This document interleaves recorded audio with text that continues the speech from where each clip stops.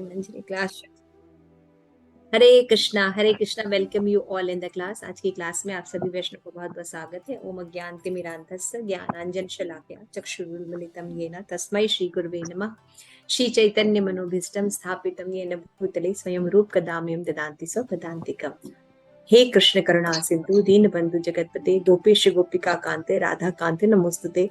तप्त कांचन गौरांगी राधे वृंदावनेश्वरी वृषभानुसुते देवी प्रणमामि हरिप्रिये। वांछा कल्पतरुभ्यस्य कृपा सिंधुभ्य एव पतितानां पावनेभ्यो वैष्णवेभ्यो अनंतकोटि वैष्णव भक्तवृंद की जय। नामाचार्य श्री हरिदास ठाकुर की जय। श्रील प्रभुपाद की जय। निताई गौर प्रेमानंदे हरि हरि बोल। तो आज हम नारद भक्ति सूत्र में सूत्र नंबर 46 करेंगे।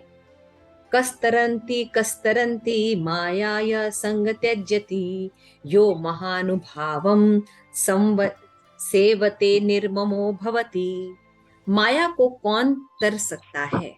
जो भौतिक संग का त्याग करे, महानुभावों की सेवा करे तथा ममता रहित हो।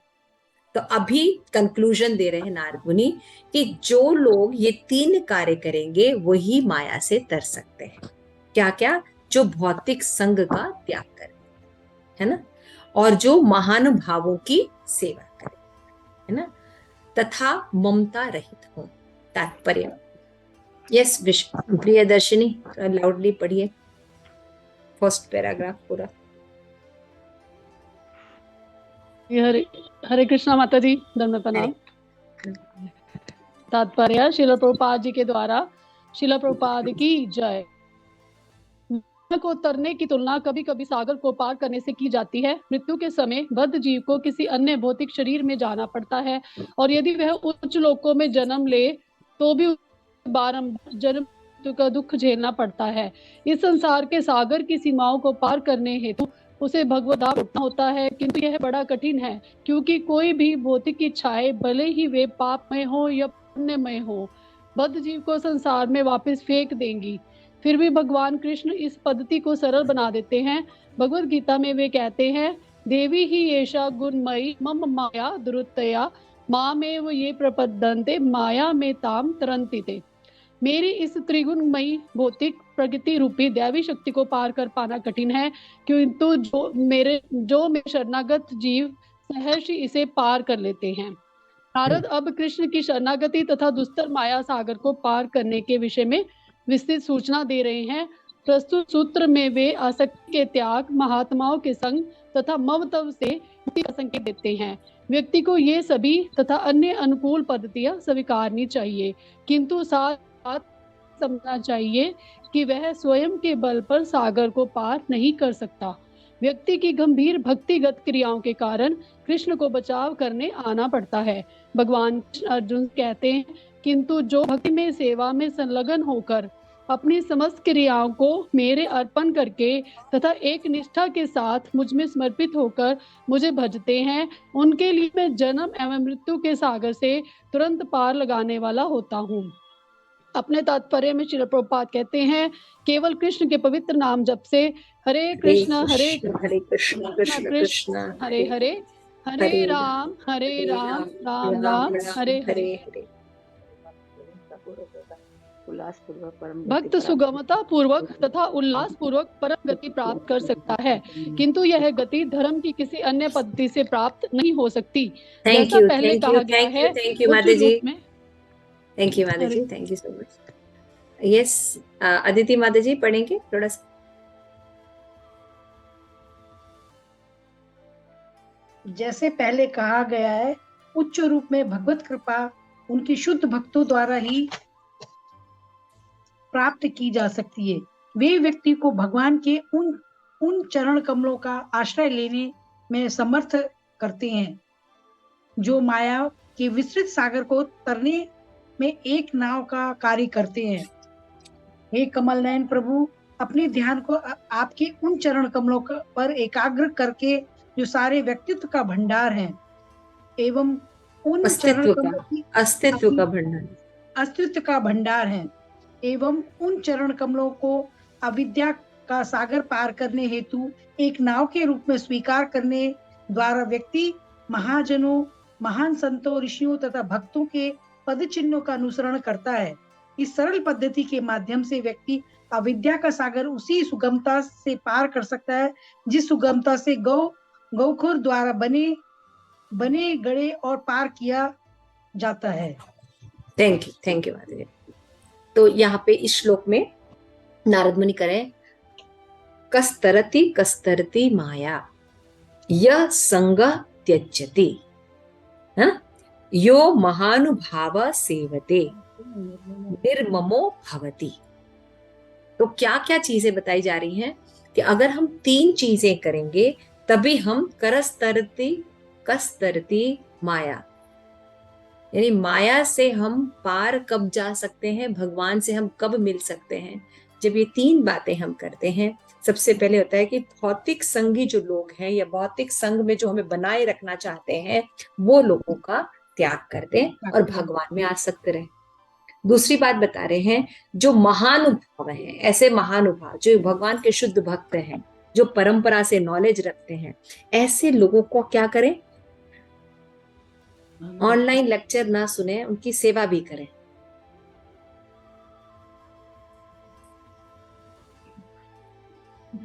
और थर्ड चीज है ममता रहित हो जाए।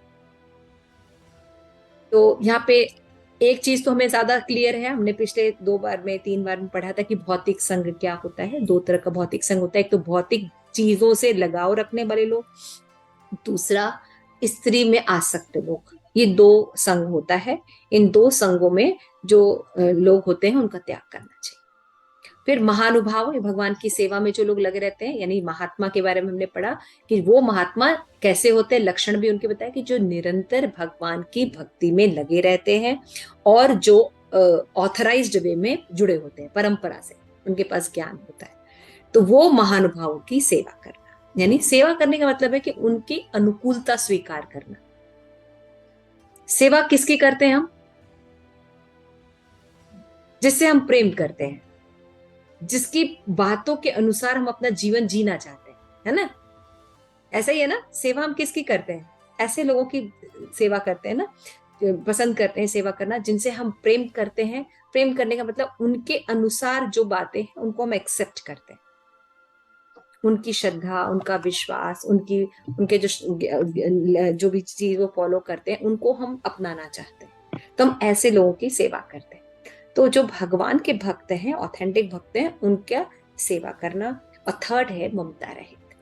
तो पहले समझते हैं ममता क्या होती है ना? तो एक होता है मैं और एक होता है मेरा। मैं मतलब मैं या शरीर हूं। अभी आप लोग ने जितने लोगों ने त्रिनादपि रिट्रीट अटेंड किया था प्रभु जी का, उसमें आपने देखा था कि ज्ञान पत्र मिला था हमें कि यदि हमें फॉरगिवनेस डेवलप करनी है, प्रेजुडियूस से मुक्त होना है, ऐसे बहुत से टॉपिक थे, टॉलरेंस डेवलप करना है अपने अंदर, है ना? तो हमें अलग अलग शीट्स दिए गए थे। उसमें सबसे पहले शीट पर बना था, एक था अहंकार और दूसरा था बहुत आध्यात्मिक चेतना। दोनों चेतना में हम कैसे सोचते हैं? भौतिक चेतना में भी मैं और मेरा होता है और आध्यात्मिक चेतना में भी मैं और मेरा होता है। लेकिन दोनों में अंतर क्या होता है? भौतिक चेतना में मैं मतलब मैं ये शरीर हूं, ये भौतिक चेतना, भौतिक मैं होता है, मैं ये शरीर हूं। फिर ये मेरे शरीर से संबंधित लोग हैं, ये गाड़ी मेरी है, ये मेरा घर है, ये मेरा है, ये देश मेरा है, ये राष्ट्र मेरा है। तो मैं से जो आगे बढ़ता है चीजें, यानी शरीर से रिलेटेड जितनी चीजें होती हैं, इनमें ममत्व, आत्मबुद्धि होना, ये मेरी है, इसको ममता कहते हैं। यहां पे बोल रहे हैं कि पहले तो अपने आप को आइडेंटिटी भी ठीक करनी है और दूसरा आइडेंटिटी से जो जुड़े हुए हमारे आसक्तियां हैं उनको भी ठीक करना है। तो जब हम आध्यात्मिक आते हैं दोनों चीज में, तो क्या अंतर हो जाता है? मैं में होता है मैं श्री कृष्ण का नित्य दास हूं, मैं एक अणु आत्मा हूं, भगवान श्री कृष्ण के दास का दास हूं और उनकी सेवा करना मेरा कर्तव्य है। ये मैं डेवलप होता है, इसको रियल मैं कहते हैं। अब मेरा क्या डेवलप होता है, इसके साथ मेरा भी डेवलप होता है कि भगवान से संबंधित जो भी चीजें हैं उनका हमें सम्मान करना है, और वैष्णव के 26 गुण विकसित करना ही मेरे जीवन का लक्ष्य है। ये ममत्व हो जाता है। तो वैष्णव के 26 गुण जो है भक्ति रसामृत सिंधु में दिए गए है ना। भगवान के 26 गुण दिए गए हैं ना, वही वैष्णव के गुण, वो सब डेवलप करना, विनम्रता, क्षमाशीलता, दया, है ना, ये सब जो चीजें हैं, और भी बहुत सी चीजें, फॉरगिवनेस है, तो ऐसे कंपैशन, सब दया, मैंने बताया ये सब चीज, ऐसे 26 गुण है भगवान के। तो उन गुणों को अपने अंदर डेवलप करना वापस, ये मेरा हो गया। यानी भगवान से संबंध, मैं भगवान का दास हूं, तो इस मेरा में क्या आ जाएगा कि भगवान से संबंधित जो भी चीजें, उनका सम्मान करना, उनकी रक्षा करना, उनकी सेवा करना, और साथ में वैष्णव जो 26 गुण हैं उनको कल्टीवेट करना वापस।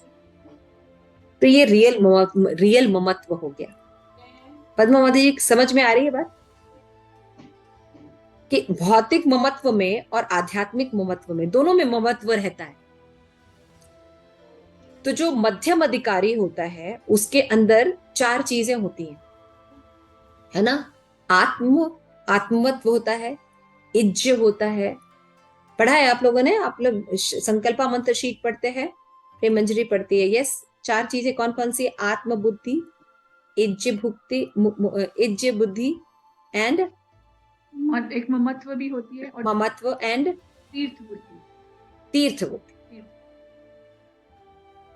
समझ में आ गया? तो ये 4 चीजें मध्यम अधिकारी में होती है। आत्मबुद्धि, आत्मबुद्धि मतलब मैं जैसे भगवान का अंश हूं, वैसे जितने भी जीवात्माएं हैं वो सब भगवान के अंश हैं, इसलिए मुझे सबकी रेस्पेक्ट करनी है। लेकिन कोई व्यक्ति हमारे अनुकूल होता है, कोई प्रतिकूल होता है, तो उसके हिसाब से हमें व्यवहार करना है। अब शेर आ जाएगा तो क्या कहेंगे पद्मा माता जी? नहीं, ये तो भगवान का अंश है, इसको आओ गले लग जाओ। क्या करेगा शेर? नहीं, तभी तो हमें उससे कैसे बचना है वो सोचना है। वो भी देखना है, लेकिन उसकी आदर बुद्धि रहेगी कि वो भगवान का अंश है। यहाँ वो एक जीव है, भगवान का अंश है। ये लेवल जो होती है, ये आत्मबुद्धि होती है। अपने आप को आत्मा के रूप में समझना और दूसरों को भी आत्मा, तो ये होता है आत्मबुद्धि। इज्ज मतलब पूजनीय, क्योंकि भगवान पूजनीय है तो भगवान की जितनी चीजें हैं वो भी पूजनीय है। इज्ज बुद्धि, इसलिए भक्तों को सबके प्रति रिस्पेक्ट रहता है, आदर भाव रहता है, पूजनीय। और वैष्णव जो होते हैं वो जो भगवान के भक्त हैं उनको कैसे देखते हैं? तीर्थ बुद्धि। ये वैष्णव नहीं है, साक्षात तीर्थ है, ये साक्षात तीर्थ है। बोलते हैं ना, गंगार परस होले पश्चाते पावन, दर्शने पवित्र करो यही तुम्हार गुण। वैष्णव कैसे होते हैं? उनके दर्शन मात्र से जीव पवित्र हो जाता है। गंगा में तो नहाएंगे तो पवित्र होगा। तो तीर्थ होते हैं, चलते फिरते तीर्थ है ना। जैसे तीर्थ जो है जीव को सही ज्ञान देता है, दिशा देता है, पाप से मुक्त करके भगवत धाम पहुंचा देता है, ऐसे ही वैष्णवास तीर्थ बुद्धि। और फिर होता है ममत्व बुद्धि। ये मेरे हैं, ये मेरे भगवान के हैं। केवल इस्कॉन के लोग हमारे नहीं हैं, जितने भी सनातन धर्म का प्रचार कर रहे हैं वो सब मेरे हैं। तो ये ममत्व बुद्धि होना चाहिए। भगवान में, भगवान की चीजों में, भगवान के भक्तों में ममत्व रखना। ये कनिष्क नहीं, मध्यम अधिकारी होता है। उसकी ये आईज होती है, हर चीज को आत्मवत देखता है, हर चीज में तीर्थ बुद्धि होती है। यस प्रेमिली माता जी, एक छोटा सा कंफ्यूजन है, जब हम बोलते हैं ना आइडेंटिटी और ईगो, इसको थोड़ा सा एक्सप्लेन करिए। आइडेंटिटी और ईगो में डिफरेंस थोड़ा बताइए। आइडेंटिटी और ईगो सुनाई नहीं दे रहा था, आपका इंटरनेट बंद हो गया था। माता जी, आइडेंटिटी और ईगो में थोड़ा डिफरेंस बता दीजिए। आइडेंटिटी और ईगो। आइडेंटिटी और ईगो में ये होता है, आइडेंटिटी मतलब अपनी पहचान, और ईगो मतलब होता है अहंकार। पहचान हम देह से कर रहे हैं कि हम अपनी पहचान एक अणु आत्मा भगवान के अंश के रूप में कर रहे हैं। और अहंकार जो होता है ये वास्तविक अहंकार भी होता है और मिथ्या अहंकार भी होता है। वास्तविक अहंकार क्या होता है? मैं भगवान का हूं, भगवान से बिलोंग करता हूं। और मिथ्या अहंकार क्या होता है? मैं ये बॉडी में मैं हूं। देहात्म बुद्धि जो होती है ये अहंकार होता है। टारगेट एक ही चीजें होती है लेकिन थोड़ा सा डिफरेंशिएशन है। इन दोनों का टारगेट एक ही चीज है लेकिन थोड़ा सा डिफरेंशिएशन है। पहचान और फिर अहंकार, दो चीजें हैं, ठीक है? आइडेंटिटी और फिर अहंकार। तो मैंने आपको बताया, तो ममत्व दोनों में है, लेकिन जब ममत्व हम आध्यात्मिक में ट्रांसफर कर देते हैं तो वो ममत्व हमारे लिए मूल्यवान हो जाता है। लेकिन अगर यही ममता मेरी भौतिक जगत शरीर से संबंधित हो जाती है तो ये ममता जो है बंधन का कारण होती है। तो ये छूटेगा कैसे? सीधे बात है, जब तक हम भगवान की शरणागत ग्रहण नहीं करेंगे, जब तक हम भगवान के भक्तों की शरणागत ग्रहण नहीं करेंगे, तब तक इस माया से पार होना मुश्किल है। भगवान ने भगवत गीता में डिक्लेयर कर दिया, कोई कितना भी कुशल तैराक क्यों ना हो, लेकिन भव सागर से पार नहीं हो सकता, नहीं हो सकता। एकदम डिक्लेयर कर दिया भगवान ने। और एकदम कहा है सेकंड लाइन में, पहले तो बताया देवी ही ऐसा गुणमयी मम माया दुरत्या। पहले तो ये मेरी माया है, इतनी भयानक है, इतनी दुरत्या है कि उसको पार किया ही नहीं जा सकता, लेकिन पार किया जा सकता है। कैसे? माम एव ये प्रपद्यन्ते। जब कोई भगवान कहते हैं कि मेरी शरण ग्रहण कर लेता है, माया से माम तरंती थे, वो तो मेरी माया है। तो इसमें एक बड़ा अच्छा एग्जाम्पल था, तो उसमें बताते सचिनंदन महाराज कि मेरा एक फ्रेंड था, तो जब मैं जाता तो उसके पास बहुत बड़ा और बहुत भयानक कुत्ता था, है ना? तो वो कुत्ता क्या करता था, जब बहुत भौंकता था, बड़ा डर लगता था उससे। लेकिन मेरा फ्रेंड क्योंकि उसका मालिक था, तो जब उसको नाम से बुला लेता था तो मेरे पैर पे आके मुझे चाटता था। समझ रहे हैं? तो इसी तरह जब कोई भगवान की भक्ति करता है तो माया कैसी हो जाती है? एकदम कोई उसको नुकसान नहीं पहुंचाती है ना? तो माया से कैसे पार कर जाता है भक्त? जैसे गोखुर, जैसे गाय का जो पैर होता है, खुर होता है, वो जब चलती है तो छोटा छोटा गड्ढा हो जाता है, देखा है आपने? और उसमें अगर मान लीजिए बारिश का पानी जमा हो जाए तो उसको लांगना कितना मुश्किल है। कोई मुश्किल है यमुना? आराम से एक बच्चा भी लांग सकता है ना? उतना उतना इजी हो जाता है माया से तरनते भगवान की भक्ति करने से, ठीक है ना? तो यहाँ पे बताते हैं कि नारद अब कृष्ण की शरणागति तथा दुर्सत माया को पार करने का विस्तृत सूचना प्रदान कर रहे हैं। तो आप देखिए, यहाँ पे हम हमेशा देखते हैं कि जो बात भगवान ने कहा वही साधु कहते हैं, है ना? और वही शास्त्र कहते हैं। तो अभी आप देखिए भगवान क्या कह रहे हैं? मेरी शरण ग्रहण करो। शास्त्र कहता है, भगवान शास्त्र भी कहता है मेरी शरण ग्रहण करो, है ना? माया से नहीं पार कर सकते। और अभी नारद मुनि जो हैं वो क्या कह रहे हैं? साधु, वो भी यही बात कह रहे हैं, भगवान की बात ही तो रिपीट कर रहे हैं कि जब तक आप ये 3 काम नहीं करेंगे आप माया से नहीं तर सकते। कि भौतिक संग का त्याग नहीं करेंगे, महान भक्त जो है उनके प्रति सेवा भाव नहीं रखेंगे, और अपनी ममता जो है देहात्म बुद्धि में जो लगी हुई है ममता, मैं और मेरा, इससे निकल कर समझिए सब कुछ कृष्ण का है, तब तक आप माया से नहीं निकल सकते। ये 3 बातें आपको एक्सेप्ट करनी पड़ेगी। इसको बार बार आपको कल्टीवेट। अच्छा, हमने पढ़ तो लिया, लेकिन क्या इतना आसान है व्यवहार में लाना? हाँ, नरसिंह स्तुति आसान है लाना? इतना आसान नहीं। आज सज्जन प्रभु जी ने क्लास में क्या बताया, किसी भी चीज को अगर हमको करना है तो क्या करना चाहिए? उसकी महिमा सुननी चाहिए, संकल्प बनाना चाहिए, फिर ऐसे लोगों का संग करना चाहिए जिनके पास वो चीज है, और प्रार्थना करनी चाहिए। ये जब 4 कार्य करते हैं तब कोई चीज हमारे अंदर आती है। तो यदि हमको भगवान के प्रति ममत्व बुद्धि लानी है तो हमें ये 4 काम करने पड़ेंगे।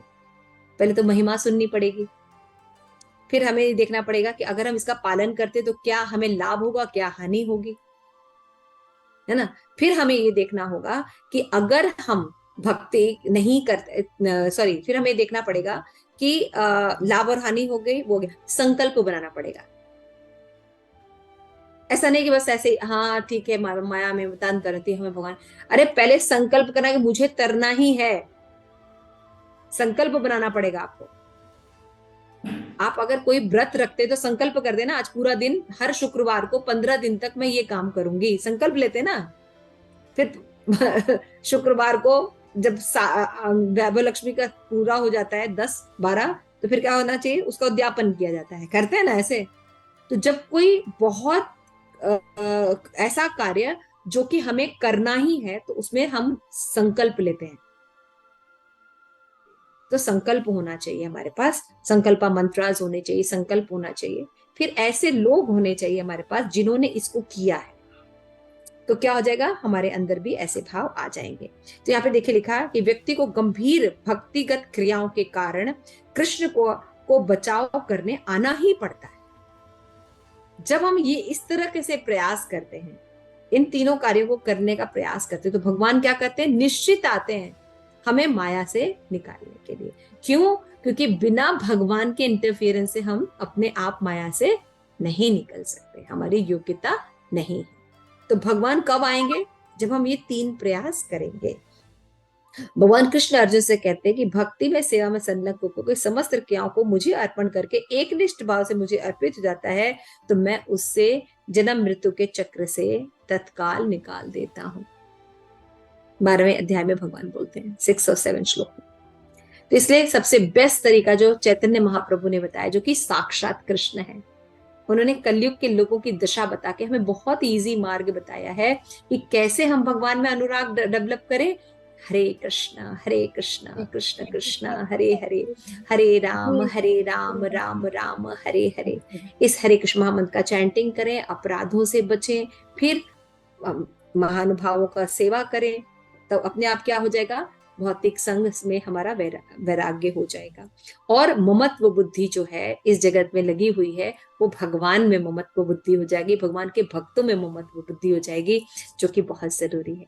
हमने पढ़ा ना कि हमें गुरु में, हरि नाम में, दीक्षा मंत्र में, व्रज में, व्रजवासियों में, है ना, और राधा गिरिधारी में, गायों से और ब्राह्मणों से क्या करना है, ममत्व बुद्धि डेवलप करनी है।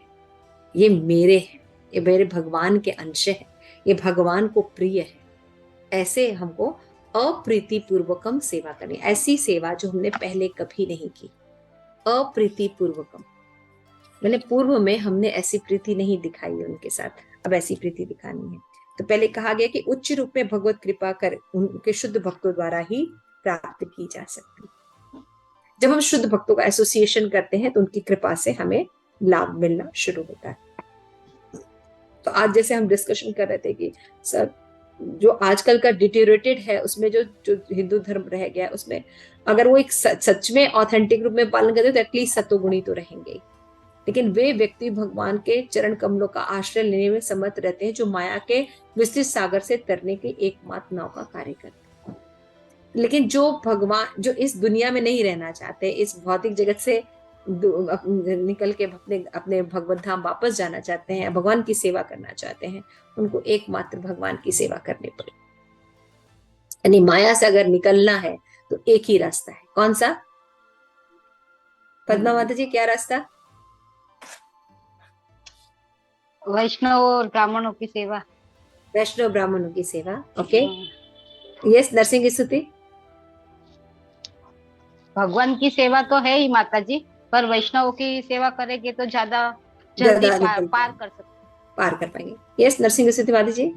अगर माया से निकलना है, माया से निकलने के हमें पर दुख दुखी के भाव में रहना चाहिए, पर दुखी के भाव में रहना पड़ेगा। नंदी मुखी माता जी, माया से निकलना है तो क्या करना होगा? ओके। अदिति माता जी, भगवान की भक्ति करनी होगी, भगवान की भक्ति करनी होगी। This is the right answer.